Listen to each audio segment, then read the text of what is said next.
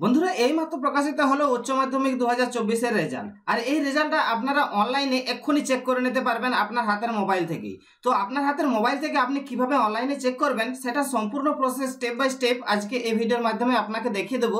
তবে অবশ্যই ভিডিওতে একটা লাইক করে দিয়ে চ্যানেলটি সাবস্ক্রাইব করে দিতে ভুলবেন না। তো চলুন বন্ধুরা ভিডিওটি শুরু করা যাক। সবার প্রথম আপনি আপনার হাতের মোবাইল থেকে ক্রোম ব্রাউজারটি ওপেন করে নেবেন এবং সার্চ বারে এসে আপনি টাইপ করবেন WB রেজাল্ট। এই WB রেজাল্ট লিখে আপনি সার্চ করে দিলেই সরাসরি আপনার সামনে এই ধরনের রেজাল্ট চলে আসবে।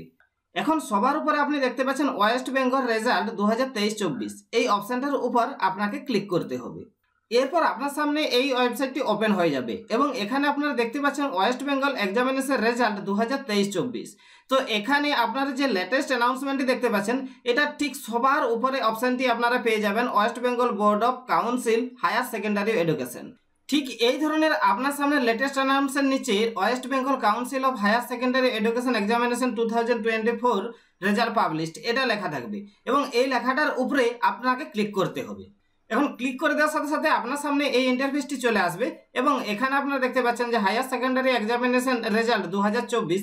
এখানে দেখতে পাচ্ছেন এন্টার রোল নাম্বার, অর্থাৎ আপনাকে এই ঘরে আপনার রোল নাম্বারটি দিতে হবে এবং এখানে আপনারা দেখতে পাচ্ছেন নাম্বার, অর্থাৎ আপনার যে নাম্বারটি রয়েছে সেই নাম্বারটি আপনাকে এই ঘরে দিতে হবে এবং এখানে যে ক্যাপচার কোডটি পাশে দেখতে পাচ্ছেন যে 82775, এই ক্যাপচার কোডটি আপনাকে এই ঘরে দিয়ে দিতে হবে এবং নিচে যে সাবমিট অপশনটি দেখতে পাচ্ছেন এখানে ক্লিক করে দেওয়ার সাথে সাথে আপনার সামনে রেজাল্টটি পাবলিশড হবে ঠিক এইভাবে।